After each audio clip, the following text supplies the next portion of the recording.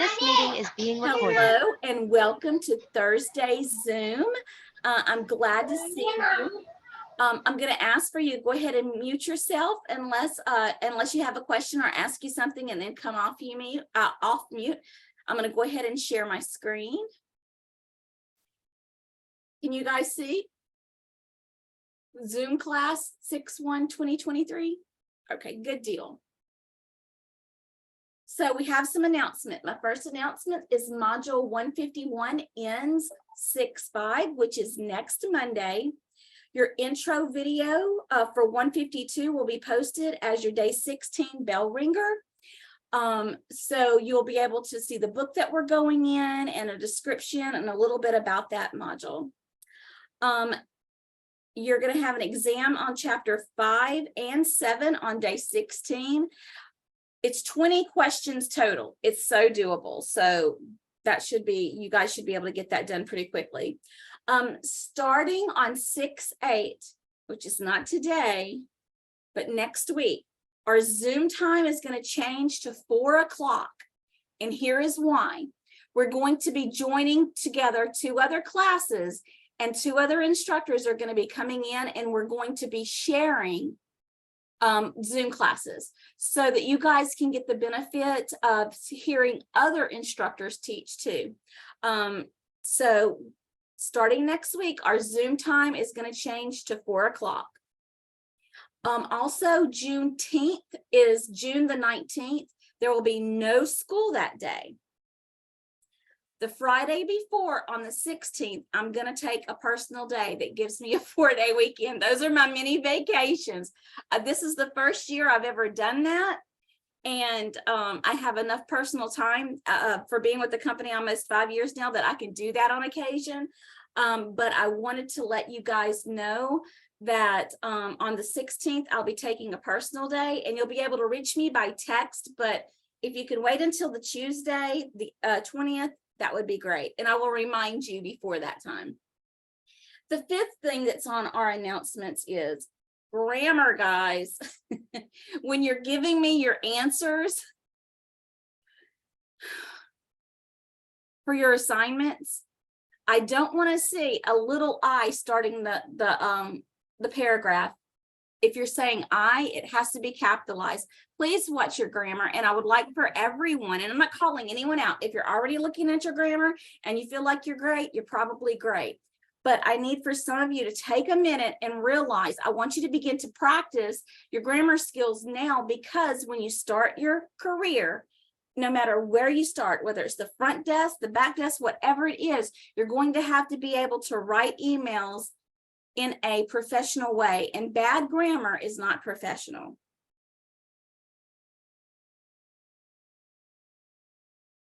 Okay, so let's start examining module 151, and I'm just going to be hitting some high points from chapters 1 through 7.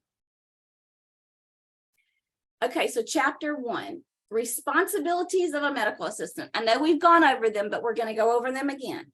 Now, I'm talking about an administrative medical assistant. We're going to answer phones. We're going to schedule patients. We're going to create and maintain patient health records. We document accurately in the paper record and the EHR. Perform routine maintenance of facility equipment. That simply means if the copy machine needs ink, we put ink in the copy machines. It does not mean we're going to be breaking out our tools and working like we're not going to be changing the oil in the car, nothing like that. It's just shutting computers down, just those easy maintenance. Performing basic practice finance procedures, which is usually your end of the day banking deposits. Let me ask you guys, have you guys ever filled out a deposit slip, a paper one?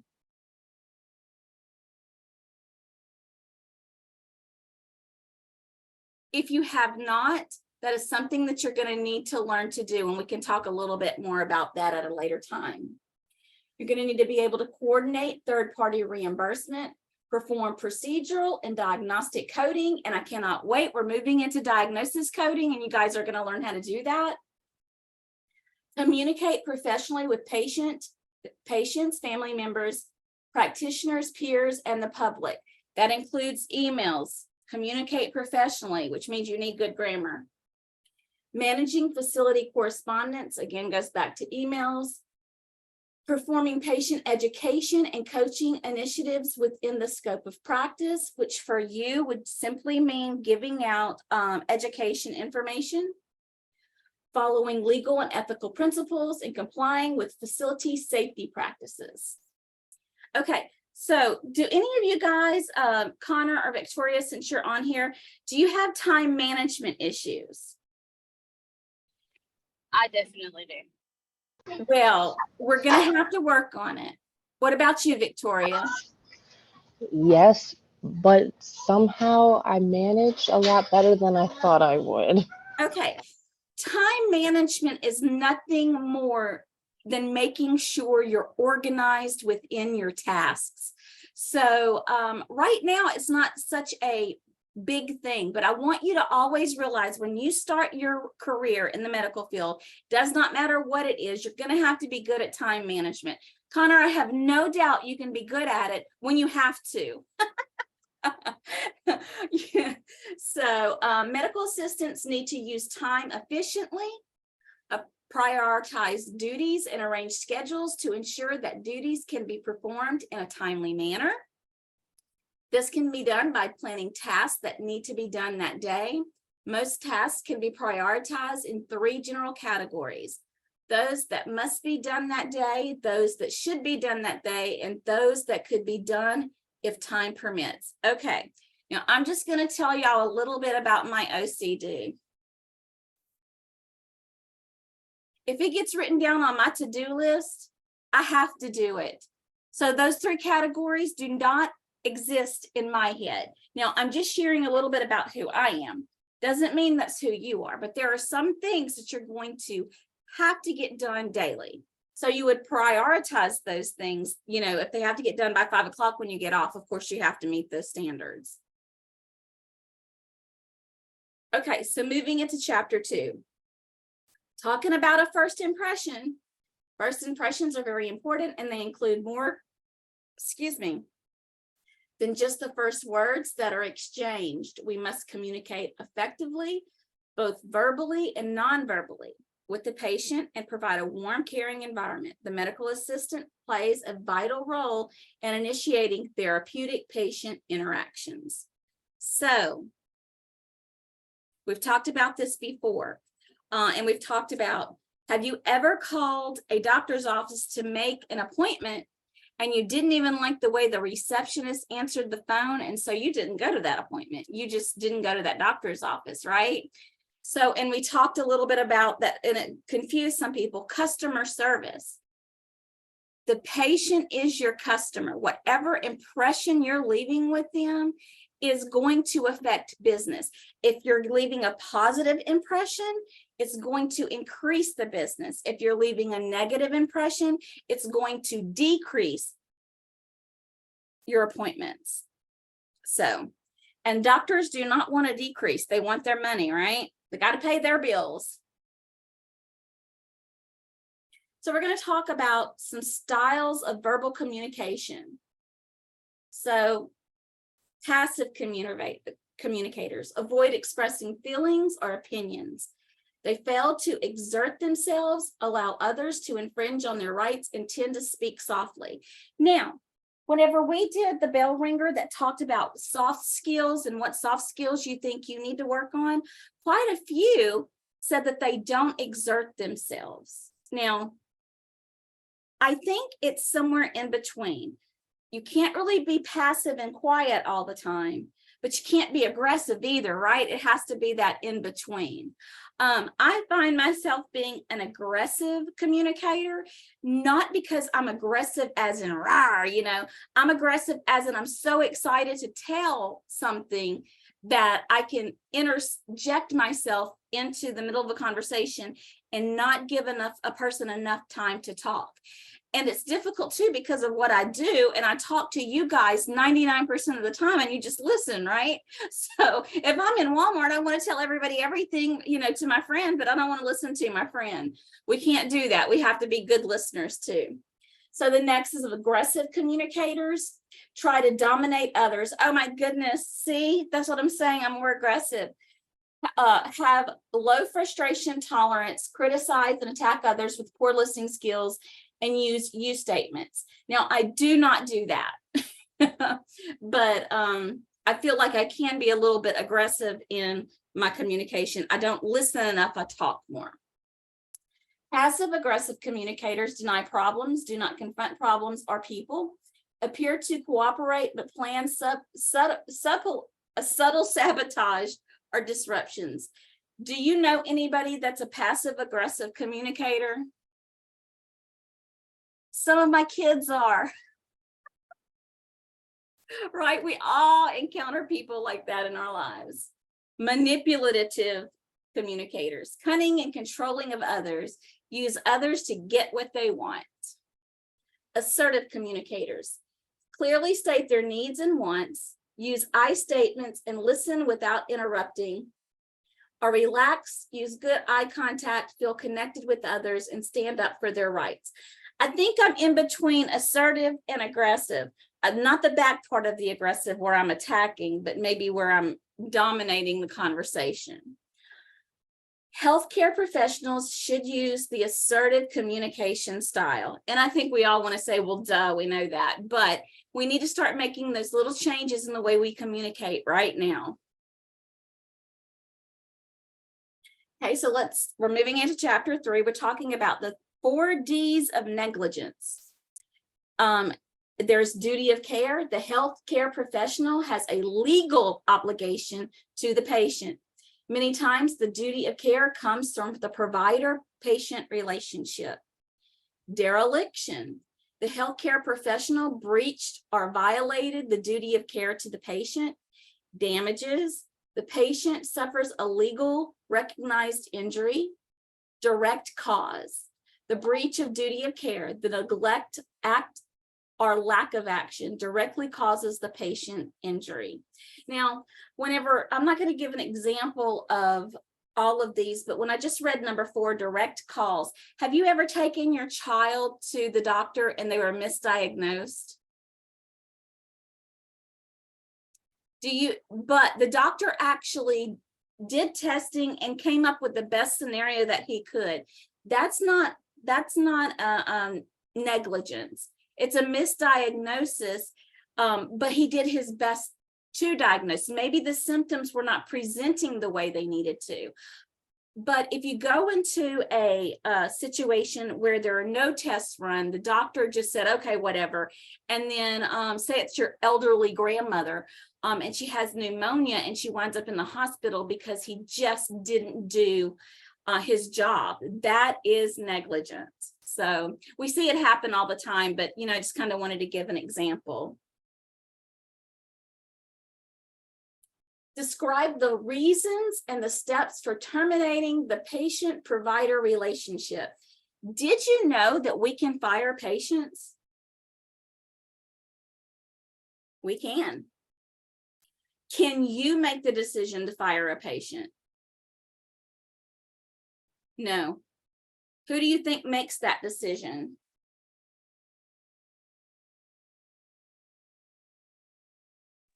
The physician? The physician or the office manager. So here are some reasons that you can terminate a patient relationship. Retirement or moving, and that's amicable, right? If a patient is moving away, then there's no real reason that they're terminating, except they're going to be a patient that's not going to be seen within 3 years. Patient is not following or is non-compliant with the provider's treatment plan. That is a big one. If you have a patient that's chronically ill and they refuse to follow doctor's orders and it becomes vital to their living, that can make the doctor liable if the patient won't comply. So that's a reason the doctor can fire a patient. Patient's behavior: rude, abusive, drug seeking, not showing up for appointments. So those are some reasons. Steps to terminate a patient relationship. The provider must notify the patient in writing of the withdrawal of care. Now, we looked at the SIM chart, the little form repository last week. There is a form in the form repository that is to fire a patient. So it's not something you're going to have to do, or your physician may choose to do those things personally. So you have to put it in writing. A date must be indicated for the termination.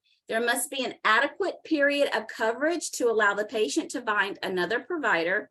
Between 15 to 30 days is usually recommended. The termination letter should be sent as a certified letter with a return receipt requested. A copy of the letter and the return receipt need to be placed or scanned into the patient's health record, and scheduling staff should be notified of the termination date, so no appointments are made after that date. To be honest with you, there's a place in the system that if a patient can no longer be seen, they'll set an alert. So if they call to make an appointment and you say Mr. Jones has been fired, it'll come up as an alert if he tries to make an appointment and you're putting it in the system.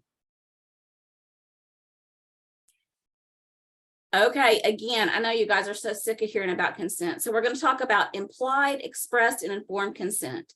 Implied consent is consent that is inferred based on signs, actions, or conduct of the patient rather than oral communication, which is using words. So if you're going to take blood pressure from a patient and they hold out their arm, that's implied consent, right? Very easy. Express consent, consent that is given either by the spoken or written word, and informed consent, a legal process that ensures that the patient or the guardian understands the treatment and gives consent for the treatment.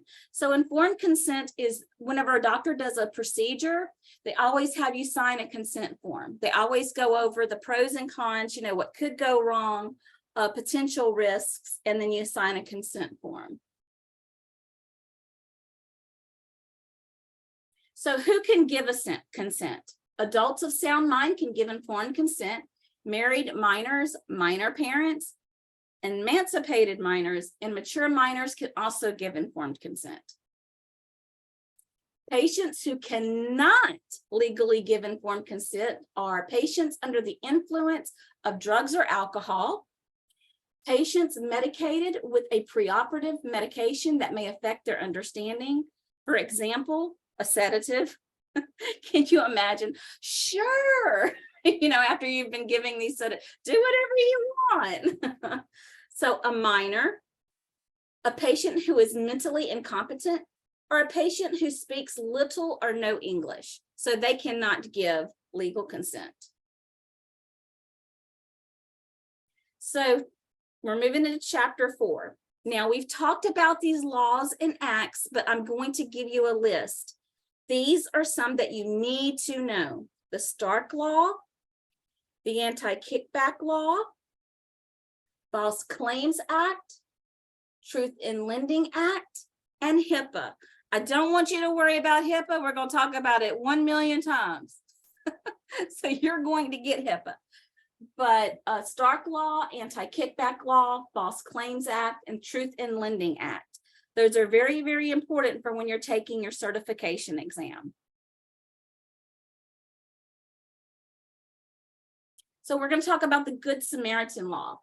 Good Samaritan laws are state laws that provide legal protection for those assisting an injured person during an emergency.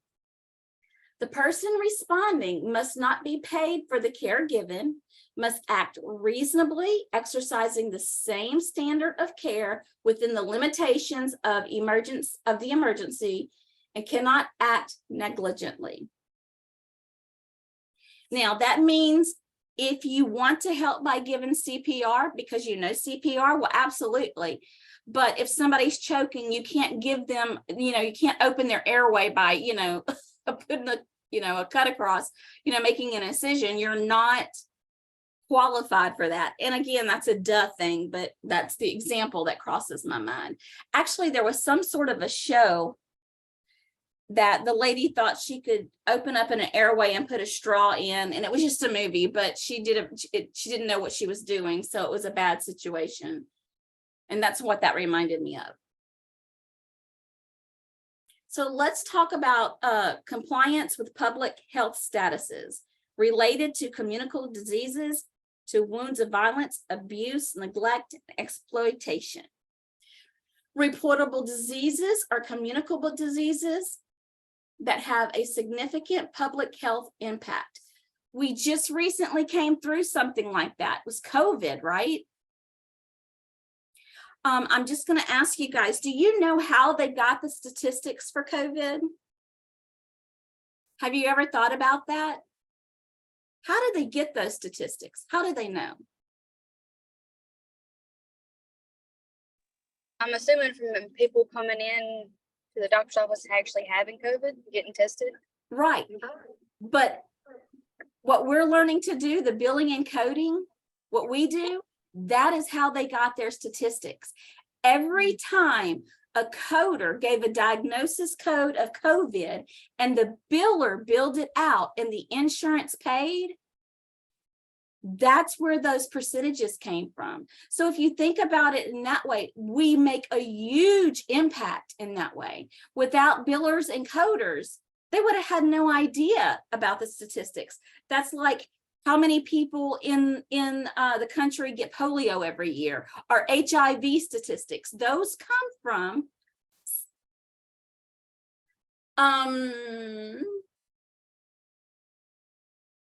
most state statutes require healthcare providers to report cases of violence. Statutes vary from state to state. Typically, reportable cases include wounds caused by gunshots and stabbings, specific types of burns, and non-accidental wounds caused by a knife, an axe, or a short-pointed instrument. You know, if you have a patient that's going into the emergency room and any of these things have happened, if they have a gunshot wound, the police have to be called. If they have a stab wound, the police have to be called, whether they say it was an accident or not. They have to be reported.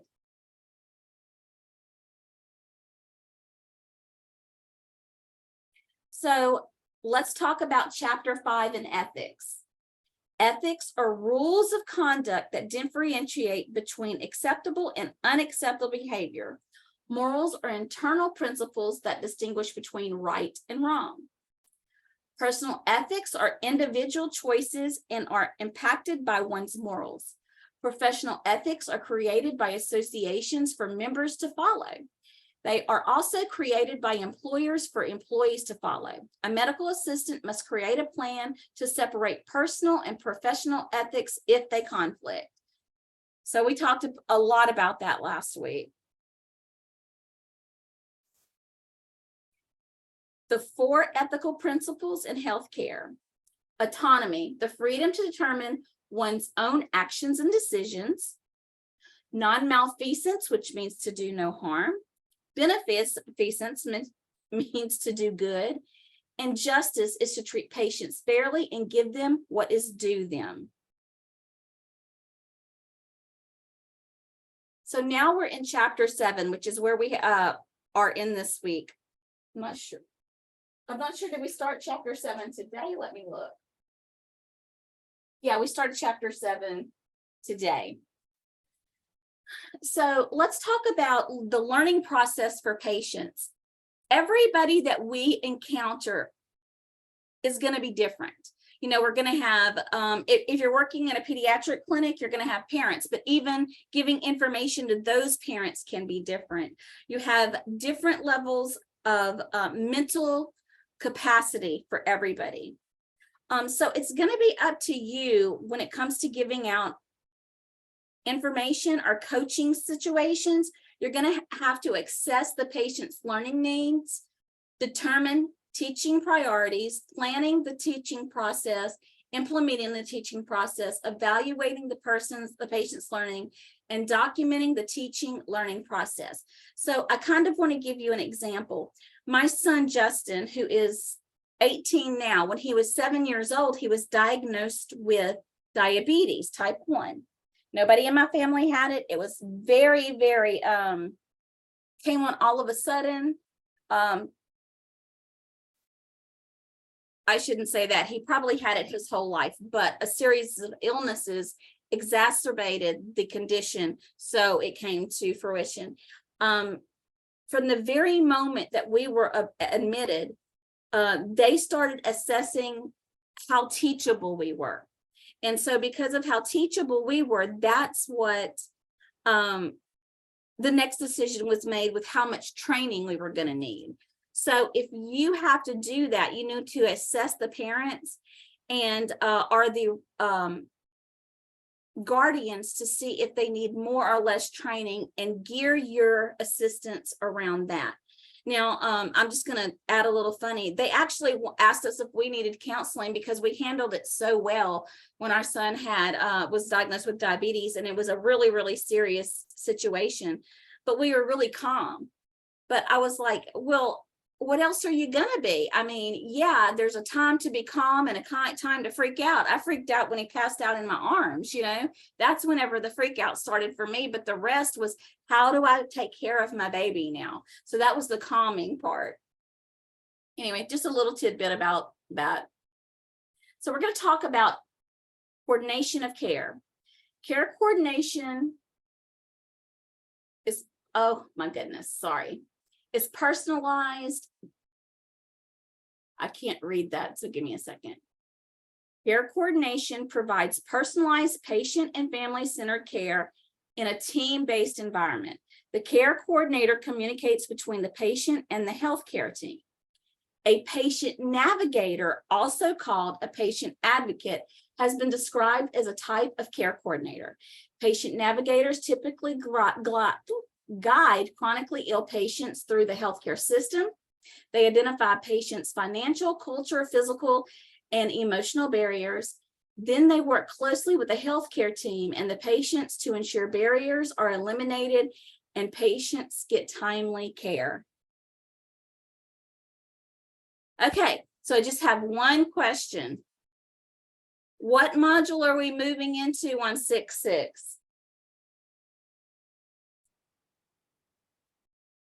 We're moving into module. Go ahead, Victoria.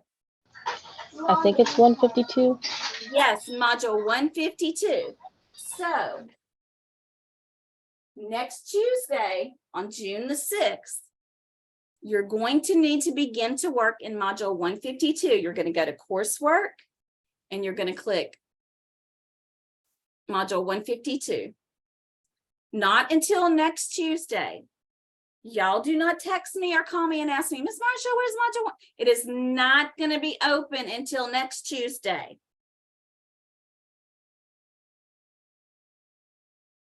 And have an awesome weekend.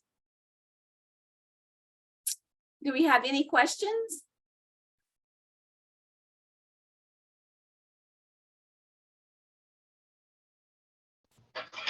So I know there was a lot of charts in chapter 6. I did see that, it was important to kind of copy down some of them. So I did. Is there? I'm going to go to chapter 6 and look right now. Okay. Because, I told you, I'm already working in the middle of module 152 and I have to remind myself. All right. Because I copied down common combining forms and suffixes, samples of decodable terms, noun ending suffixes, yes, the all medical that. terminology. Yes, the medical terminology. And I think I put in, I think it was the 5-minute video. They only gave us one day. They only gave me one day to go through that. So I just, and it's so much. Yeah, but that is not the only time you're going to see that, Victoria. I'm going to teach medical terminology in a very detailed way as we start coding. So I just wanted to do a few little things. I'm not even giving you a test on it. I just kind of wanted you guys to get familiar with medical terminology a little bit. I don't even think I had y'all read the chapter because how can you read all of that in one day? So I don't want you to worry too much about it. You said you wrote down lots of the charts, which I love. I've got a lot of notes. Yeah, let me let me show you. I can't show you there. Okay, I think if you look in your CPT manual, in the gold book, your gold manual. Let me go get mine so I can tell you what page.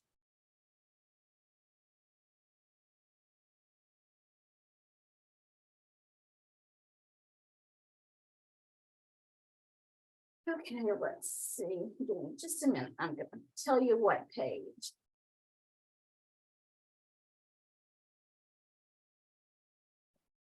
Look on page XXI at the very beginning of your manual.